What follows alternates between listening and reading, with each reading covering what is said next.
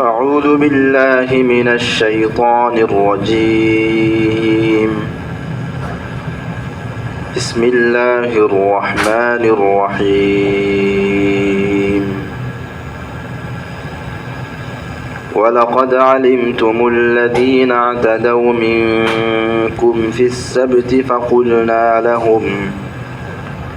فقلنا لهم كونوا قردة خاسئين فجعلناها نكالا لما بين يديها وما خلفها وموعظة للمتقين صدق الله العظيم وصدق رسوله النبي الأمي الكريم ونحن على ذلك لمن الشاهدين والشاكرين والحمد لله رب العالمين সূরাতুল বাকারা 65 এবং 66 নম্বর আয়াত আমরা তেলাওয়াত করেছি।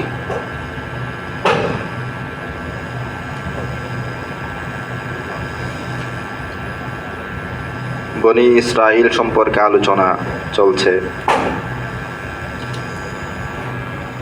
নবী করিম সাল্লাল্লাহু আলাইহি ওয়াসাল্লামের সমকালীন ইহুদি নাসারা তথা বনি ইসরাইলকে আল্লাহ রাব্বুল আলামিন তাদের পূর্বসূরীদের অবাধ্যতার কথা স্মরণ করিয়ে দিয়েছেন এবং সেই অবাধ্যতার কারণে তারা যে আল্লাহ পাকের পক্ষ থেকে আযাবের শিকার হয়েছিল সে কথাও স্মরণ করিয়ে দিলেন এই আয়াতের মাধ্যমে। উদ্দেশ্য হলো এটা যে তোমাদের পূর্বসূরি, তোমাদের পিতামাতা, আগেকার পূর্বপুরুষগণ আল্লাহ পাকের বিধান অমান্য করেছিল, ফলে তারা আল্লাহ পাকের আযাবের শিকার হয়েছে। এখান থেকে তোমাদের শিক্ষা নেওয়া উচিত এই বিষয়ে যে তোমরাও যদি আল্লাহ পাকের বিধান অমান্য করো, আল্লাহ পাকের বেঁধে দেওয়া সীমারেখা লঙ্ঘন করো, তোমাদের উপর আল্লাহ পাকের আযাব নেমে আসবে। এই উপদেশ গ্রহণ করার জন্য আল্লাহ রাব্বুল আলামিন নবী করিম সাল্লাল্লাহু আলাইহি ওয়াসাল্লামের সমকালীন ইহুদি নাসরাদেরকে সম্বোধন করে বলেন ওয়ালাকাদ আলিমতুম, আর অবশ্যই অবশ্যই তোমরা কথা জানো, আল্লাযীনা আ'তাদাউ মিনকুম ফিস সাবত,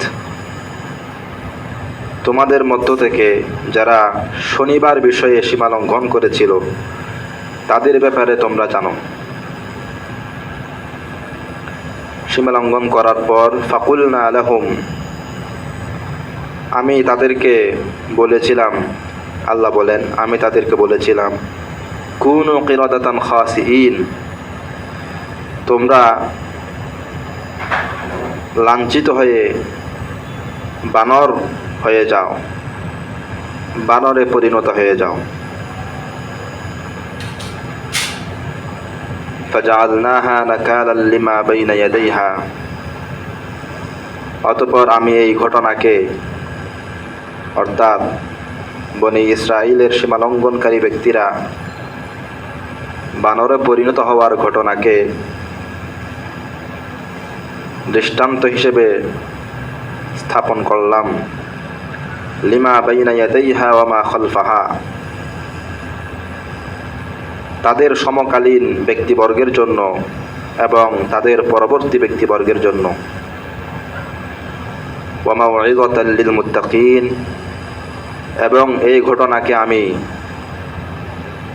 যারা আল্লাহকে ভয় করতে চায়, ভয় করে, তাদের জন্য উপদেশের মাধ্যম হিসেবে সাব্যস্ত করলাম।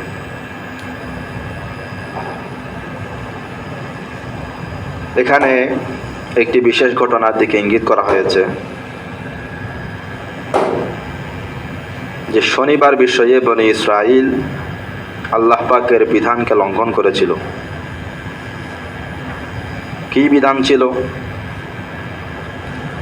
মুফাসসিরিন কেরাম বলেন, হযরত দাউদ আলাইহিস সালাতু ওয়াস সালামের জামানার যারা বনি ইসরাইল ছিল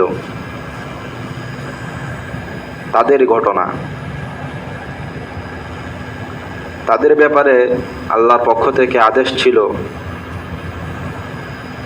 যে তোমরা শনিবার দিন আল্লাহ পাকের ইবাদত বন্দেগী করার জন্য নির্ধারিত করে নাও।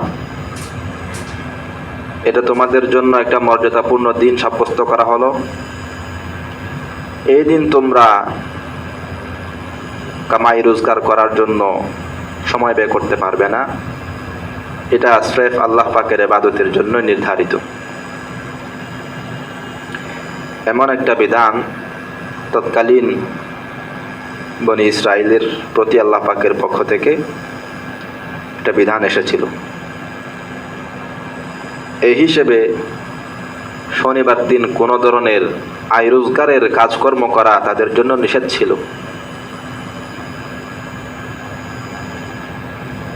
তো ঘটনা হলো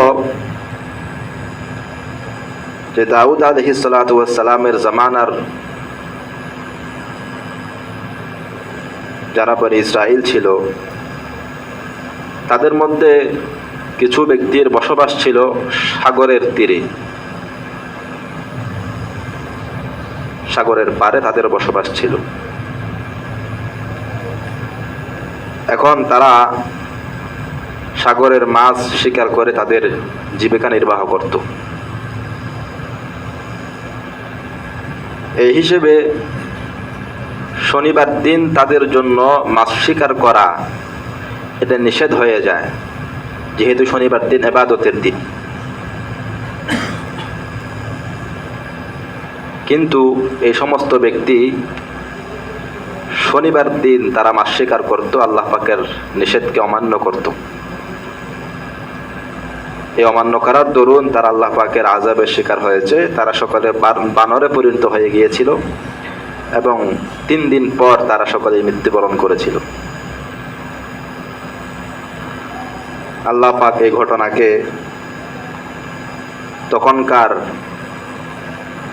অন্যান্য ব্যক্তি যারা ছিল তাদের জন্য এবং কিয়ামত পর্যন্তের জন্য সকল মানুষের জন্য এই ঘটনাকে শিক্ষার উপকরণ সাব্যস্ত করেছেন, এই মর্মে যে আল্লাহ পাকের হুকুমের অবাধ্যতা করলে আল্লাহ পাকের আযাবের সম্মুখীন হতে হয়।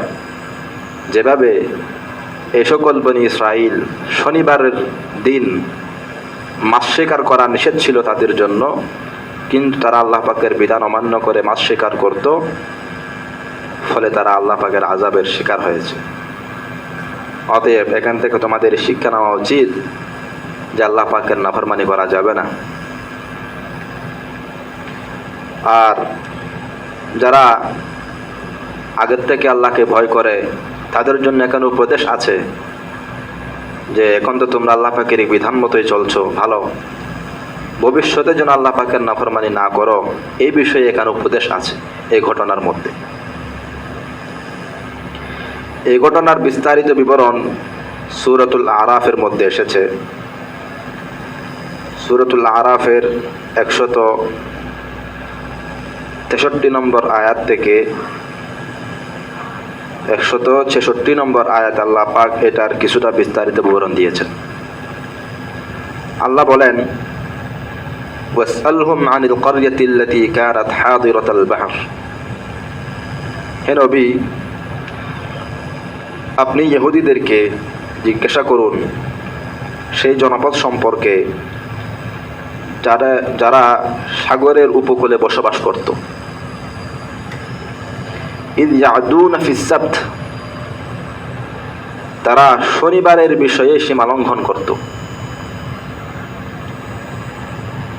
কিভাবে সীমা লঙ্ঘন করত? ইয তা'তিহিম হিতানুহুম ইয়াওমা সাবতিহিম শুরআ,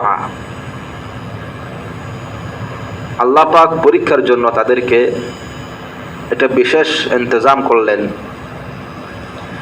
শনিবার দিন ইবাদতের দিন, যেহেতু এই দিন মাছ শিকার করা যাবে না, এদিক আল্লাহ পাক পরীক্ষার জন্য এই ব্যবস্থা করলেন যে শনিবার দিন সাগরের তীরে মাছগুলো এসে এরকম বেশি বেশি থাকতো। এই পরিমাণ মাছ আসতো যে পানি দেখা যেত না। একদম সুন্দর সুন্দর মাছ এসে তীরের উপর বসে আছে, তাড়াইলেও যায় না। শনিবার দিনে কাজ হতো। ওয়ায়াউমা লা ইয়াসবিতুন, আর অন্যান্য দিনে লা তাতিহিম, মাছ আসতো না। এখন তারা মুসিবতে পড়ে গেছে। শনিবার দিন মাছ ধরা যায় না, অথচ শনিবার দিন সব মাছ আসতেছে। অন্যান্য দিন মাছ ধরা যায়, কিন্তু আজকে কোনো মাছ নাই। রবিবার, সোমবার, মঙ্গলবার, অন্যান্য দিনে কোনো মাছ আসে না। কাযালিকা নাবলুহুম বিমা কানু ইয়াফসুকুন। আল্লাহ পাক তাদেরকে, তাদের অবাধ্যতার অভ্যাস ছিল, আল্লাহ পাকের নাফরমানি করার অভ্যাস ছিল, এই কারণে আল্লাহ পাক তাদেরকে এই পরীক্ষার সম্মুখীন করলেন। এখন তারা পরীক্ষার মধ্যে অনেক ব্যক্তি এখানে অকৃতকার্য হয়ে গেল। শনিবার দিন যেহেতু মাছ একদম চোখের সামনে ভাসতেছে, আল্লাহ পাক নিষেধ করেছেন, ধরা যাবে না। এখন এই মাছ যদি এখন না ধরি, কালকে তো আর পাওয়া যাবে না। এই চিন্তায় কিছু মানুষ শনিবার দিন মাছ ধরার বিভিন্ন ফন্দি আবিষ্কার করতে শুরু করলো। প্রথমে তারা চিন্তা করলো, শনিবার দিন তো মাছ ধরা যাবে না, আল্লাহ পাকের নিষেধ, তাহলে কি করা যায়? প্রথমে তারা চিন্তা করলো, ঠিক আছে, আমরা মাছ ধরবো না। মাছের লেজের মধ্যে তারা একটা রশি বাঁধত। মাছ তো আর যাচ্ছে না, শনিবার দিন মাছগুলো যায় না, ধরলেও যায় না। রশি বেঁধে দিত লেজের মধ্যে, পরে ওই রশিটা তীরের মধ্যে কোথাও বেঁধে দিত। এখন তো মাছ আর যাইতে পারবে না, যেহেতু আটকা। এখন তারা শনিবার দিনে কাজটা করতো। মাছ ধরতেছে না, মাছ আছে, পানির মধ্যে আছে, সাগরের মধ্যে আছে, মাছ এখনো তারা ধরে নাই। শুধুমাত্র লেজের মধ্যে রশি বেঁধে দিয়ে ওইটাকে আটকে রাখতো। মাছ আটকে রাখার বিভিন্ন তারা ফন্দি আবিষ্কার করলো। রশি বাঁধলো, অথবা কেউ কেউ ওখানে জাল ফেলে দিল, জালের মধ্যে আটকে থাকতো। আবার কেউ কেউ দূরে কোথাও সাগর থেকে টেনে নিয়ে হাউস বানাইতো, তো মাছগুলো ওখানে এসে পড়ে থাকতো। পানি যখন কমে যেত, মাছগুলো যেতে পারতো না। মাছ তারা ধরতো না, কিন্তু মাছকে তারা আটকে রাখতো। শনিবার দিন যখন শেষ হয়ে যায়, রবিবার দিন এসে এবার মাছগুলো ধরে রান্না করে খায়। এই হলো মাছ ধরার বিভিন্ন ফন্দি। এভাবে বিভিন্ন ছল চাতুরির মাধ্যমে যখন তারা মাছ শিকার করতে থাকলো, এক পর্যায়ে তাদের সাহস আরো বেড়ে গেল। এখন তারা আর ফন্দির আশ্রয় নেয় না, কৌশল করে না, সরাসরি শনিবার দিন একদম তাজা তাজা মাছ এনে শিকার করে তারা গুলা খায়।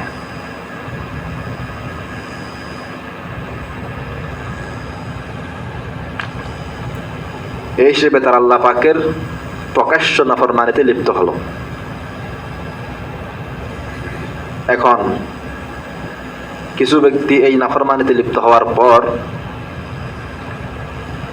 কিছু ভালো মানুষ ছিল, তারা তাদেরকে ওয়াজ করতে লাগলো, এই কাজ তোমাদের ঠিক নয়, এটা আল্লাহ পাকের নিষেধ। যারা ওয়াজ করছিল তাদের মধ্যে আবার কিছু লোক ওয়াজ করতে করতে বিরক্ত হয়ে গেছে, নিরাশ হয়ে গেছে। এদেরকে ওয়াজ করে কি লাভ? এরা তো আল্লাহ পাকের নাফরমানি থেকে বিরত হবে না। তারা ওয়াজ করতে করতে এক পর্যায়ে ওয়াজ করা ছেড়ে দিল, উপদেশ দেওয়া ছেড়ে দিল। আর কিছু ব্যক্তি ওয়াজ করতে থাকলো, তাদেরকে উপদেশ দিতেই থাকলো। আল্লাহ পাক সে ঘটনা বয়ান করতেছেন এখানে, ওয়াইদ ক্বালাত উম্মাতুম মিনহুম, তাদের মধ্য থেকে একদল বলল। সামনের কথাটা বোঝার জন্য আগে একটা কথা বুঝতে হবে, এই ঘটনায় তখনকার বনি ইসরাইল 3 দল হয়ে গিয়েছে। একদল আল্লাহ পাকের নাফরমানিতে লিপ্ত হলো, মাছ শিকার করতে লাগলো। আরেক দল মাছ শিকার করে, যারা মাছ শিকারে লিপ্ত হলো, তাদেরকে ওয়াজ করতে করতে এক পর্যায়ে হতাশ হয়ে ওয়াজ করা ছেড়ে দিল।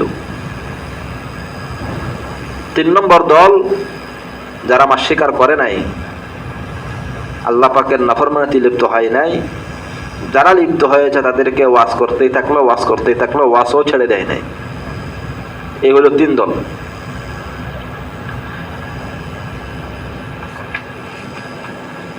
তো আল্লাহ বলতেছেন, ওয়াইদ ক্বালাত উম্মাতুম মিনহুম লিমা তা'ইযুনা কওমান আল্লাহু মুহলিকুহুম আও মুআযযিবুহুম আযাবান শাদীদা। যেই দল ওয়াজ করতে করতে বিরক্ত হয়ে গেল, তারা 3 নম্বর দল যারা এখনো ওয়াজ করতেছে, তাদেরকে বলে লিমা তা'ইযুনা কওমান, তোমরা এমন লোকদের কেন উপদেশ দিচ্ছ, আল্লাহু মুহলিকুহুম আও মুআযযিবুহুম আযাবান শাদীদা, যেই লোকগুলাকে আল্লাহ পাক অবশ্যই ধ্বংস করে দিবেন অথবা কঠিন কোনো আযাব তাদেরকে দিবেন। অর্থাৎ এরা তো আল্লাহ পাকের নাফরমানি থেকে বিরত হবেই না। যেহেতু হবে না, অতএব তাদের জন্য আল্লাহ পাকের পক্ষ থেকে আযাব অবধারিত। এমন লোকদেরকে ওয়াজ করে কি লাভ? কেন তোমরা তাদেরকে ওয়াজ করো? ক্বালু, 3 নম্বর দল এরা উত্তর দিল এদেরকে, যারা হতাশ হয়ে গিয়েছে ওয়াজ করতে করে, তাদেরকে উত্তর দিল, মাযিরাতান ইলা রাব্বিকুম ওয়া লাআল্লাহুম ইয়াত্তাকুন। 2 কারণে আমরা এখনো তাদেরকে ওয়াজ করি। 1 নম্বর, মাযিরাতান ইলা রাব্বিকুম, তোমাদের রবের নিকট দায় মুক্তির জন্য।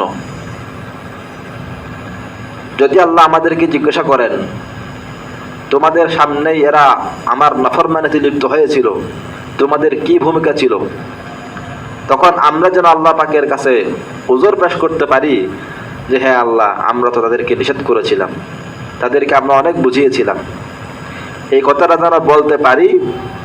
এই কারণে আমরা এখনো তাদেরকে ওয়াজ করে যাচ্ছি। 2 নম্বর, ওয়া লাআল্লাহুম ইয়াত্তাকুন। 2 নম্বর কারণ হলো, আমরা আশা করি তারা বিরত হবে। যারা এখন মাছ শিকার করছে, আল্লাহ পাকের নাফরমানি করছে, আশা করি তারা তাকওয়া অবলম্বন করবে, আল্লাহ পাকের নাফরমানি থেকে বেঁচে আসবে। এই আশায় আমরা কি করি? তাদেরকে ওয়াজ করি। আমরা এখনো আশাবাদী তাদের প্রতি।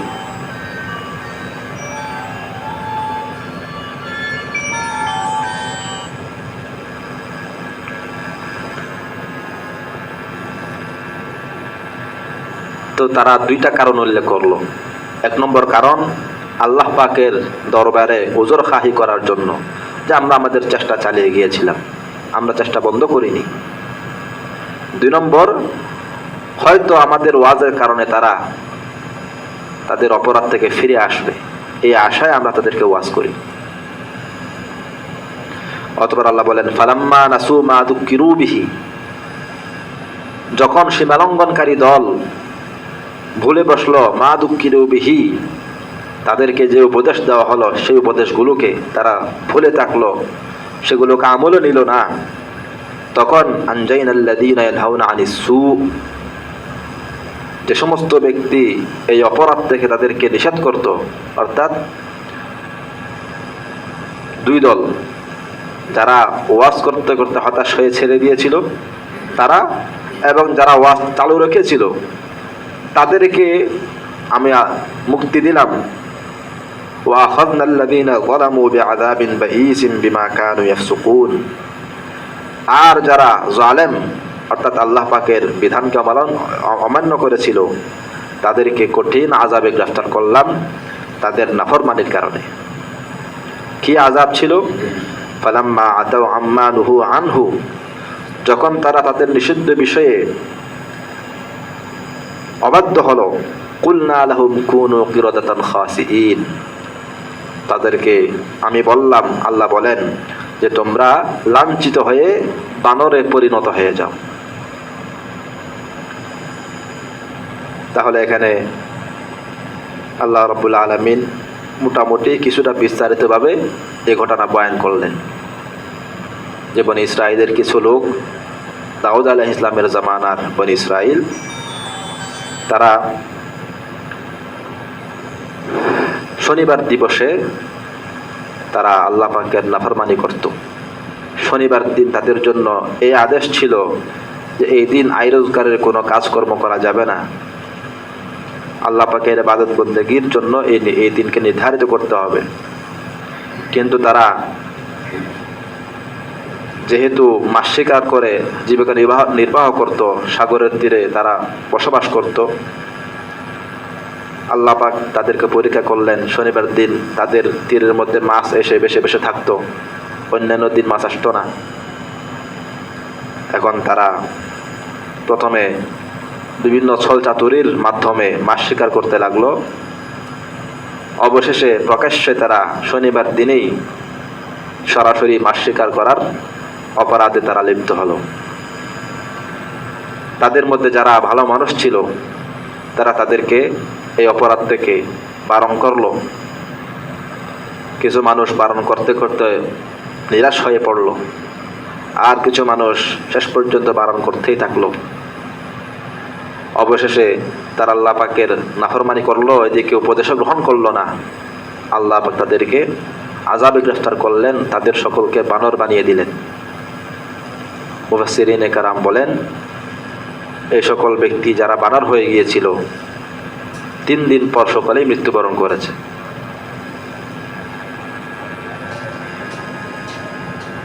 এখানে কয়েকটা বিষয় লক্ষণীয়। একটা বিষয় হলো যে মাছ শিকারের ঘটনায় তারা 3 দলে বিভক্ত হয়েছিল। একদল সীমা লঙ্ঘন করেছে, আরেক দল সীমা লঙ্ঘনকারীদেরকে ওয়াজ করতে করতে নিরাশ হয়ে পড়েছে,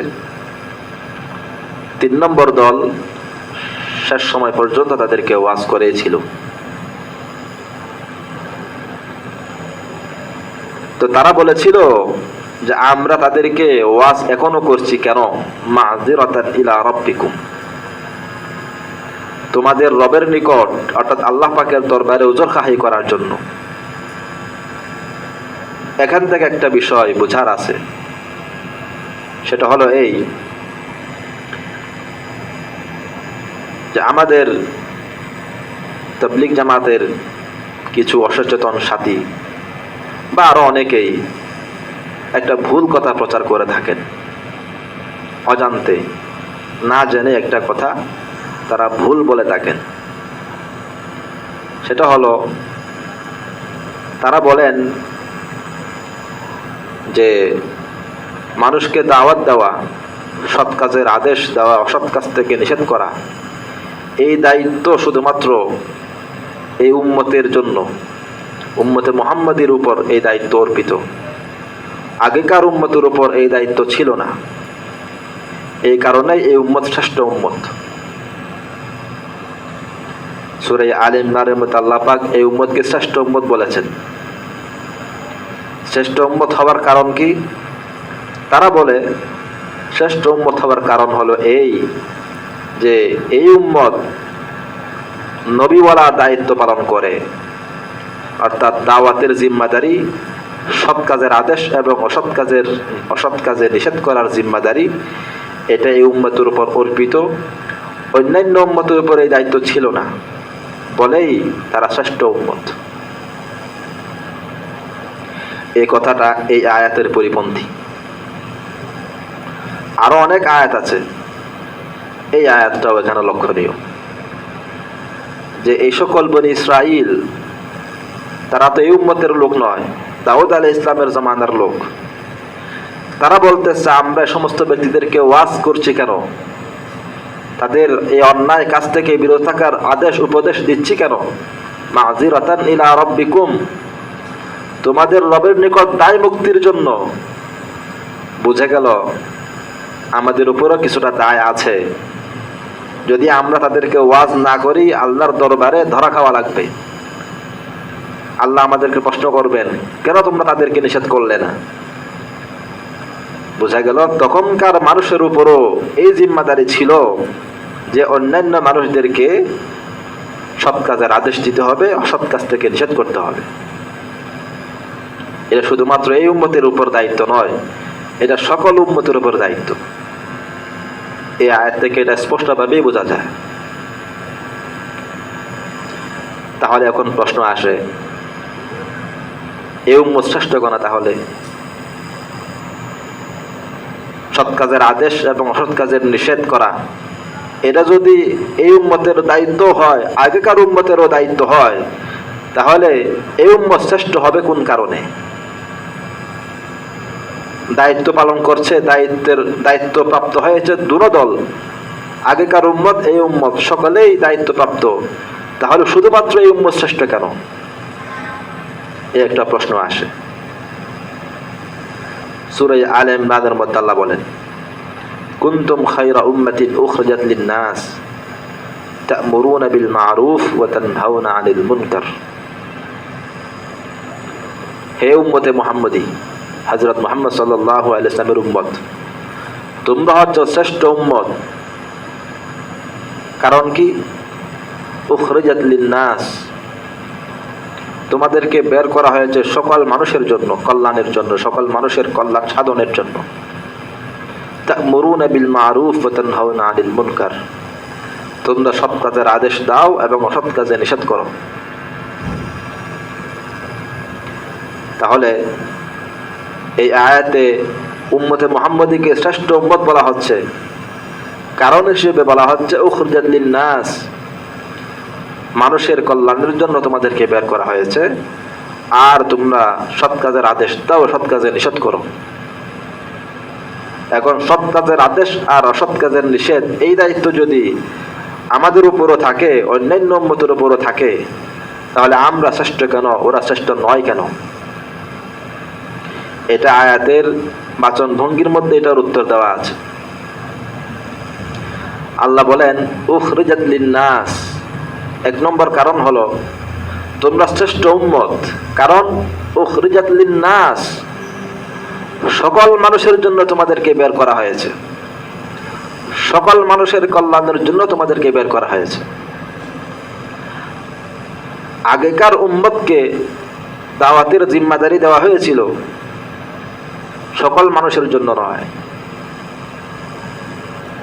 তাদের নবী যেভাবে নির্দিষ্ট অঞ্চলের জন্য প্রেরিত, নির্দিষ্ট এলাকার জন্য, নির্দিষ্ট সম্প্রদায়ের জন্য প্রেরিত ছিল এবং নির্দিষ্ট সময়ের জন্য প্রেরিত ছিল, অনুরূপভাবে তাদের ওই সমস্ত নবীদের যারা উম্মত ছিলেন, তারাও দাওয়াতের দায়িত্বপ্রাপ্ত নির্দিষ্ট এলাকার জন্যই, নির্দিষ্ট সময়ের জন্যই, নির্দিষ্ট গোষ্ঠীর জন্য।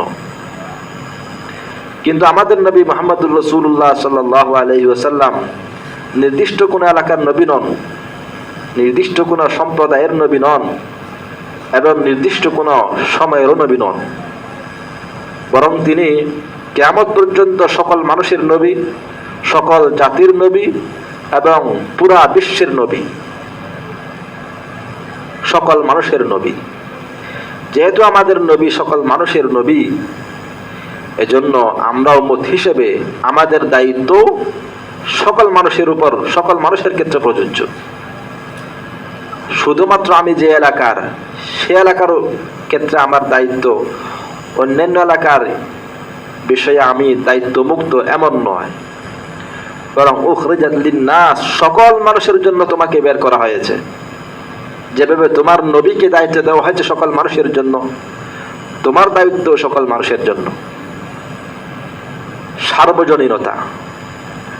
তাহলে পার্থক্য হলো এই, আগেকার উম্মত দাওয়াতের দায়িত্ব প্রাপ্ত ছিল, তবে আঞ্চলিক দাওয়াত, সার্বজনীন দাওয়াত নয়। এই উম্মতের লোকজনও দাওয়াতের জিম্মাদারি প্রাপ্ত, তবে দাওয়াতটা সার্বজনীন দাওয়াত, সকল মানুষের জন্য দাওয়াত, নির্দিষ্ট কোনো এলাকার জন্য, অঞ্চলের জন্য, গোষ্ঠীর জন্য নয়। এখানেই উম্মতে মুহাম্মদের শ্রেষ্ঠত্ব। শ্রেষ্ঠত্বের মাপকাঠি এটা নয় যে উম্মতে মুহাম্মদী দাওয়াতের জিম্মাদারি প্রাপ্ত, অন্যান্যরা নয়, বরং সকল উম্মত দাওয়াতের দায়িত্বপ্রাপ্ত, তবে গুণগত পার্থক্য আছে। উম্মতে মুহাম্মাদীর দাওয়াতের জিম্মাদারি বিশ্বব্যাপী সকল মানুষের জন্য, অন্যান্য উম্মতের দাওয়াতের জিম্মাদারি অঞ্চল ভিত্তিক সীমিত মানুষের জন্য। এই কারণে উম্মত শ্রেষ্ঠ অন্যান্য উম্মতের উপরে। 2 নম্বর একটা কারণ আল্লাহ পাক আয়াতের মধ্যে ইঙ্গিত করেছেন, তা'মুরুনা বিল মারুফ ওয়া তানহাউনা আনিল মুনকার। অন্যান্য উম্মতের উপর দাওয়াতের জিম্মাদারি ছিল, তবে সামগ্রিকভাবে তারা সেই জিম্মাদারি আদায় করতে ব্যর্থ হয়েছে। কিন্তু আল্লাহ পাকের বিশেষ দয়ার কারণে এই উম্মত এই দায়িত্ব আদায় করে যাবে কিয়ামত পর্যন্ত। কিয়ামত পর্যন্ত আল্লাহ পাকের মেহেরবানিতে এই উম্মতের কিছু না কিছু মানুষ এই দায়িত্ব সর্বদা আঞ্জাম দিয়েই যাবে। এই কারণেই উম্মত শ্রেষ্ঠ। অর্থাৎ অন্যান্য উম্মত দাওয়াতের জিম্মাদারি পাওয়ার পর এটাকে পালন করার ধারাবাহিকতা রক্ষা করতে পারেনি। এই উম্মত কিয়ামত পর্যন্ত এটার ধারাবাহিকতা রক্ষা করেই যাবে আল্লাহ পাকের মেহেরবানিতে। এই কারণে এই উম্মত শ্রেষ্ঠ উম্মত।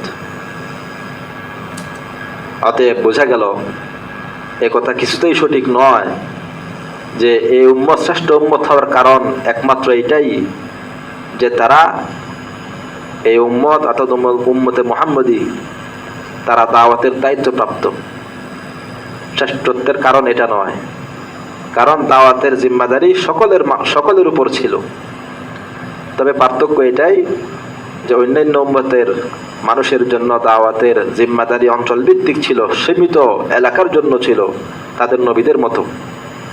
কিন্তু এই উম্মতের দায়িত্বটা ব্যাপক, বিশ্বব্যাপী সকল মানুষের জন্য।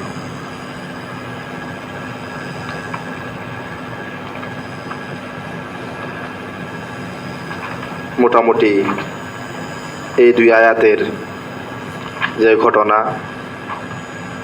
সেখান থেকে যে শিক্ষা কিছুটা আলোচনা করা হলো। সামনেও ইনশাআল্লাহ বনী ইসরাইল সম্পর্কে আলোচনা আসছে, আমরা সেগুলো ইনশাআল্লাহ শোনার চেষ্টা করব।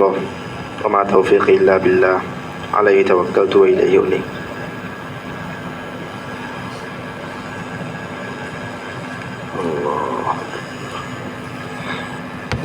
আলহামদুলিল্লাহ রাব্বিল আলামিন। اللهم لك الحمد كما ينبغي لجلال وجهك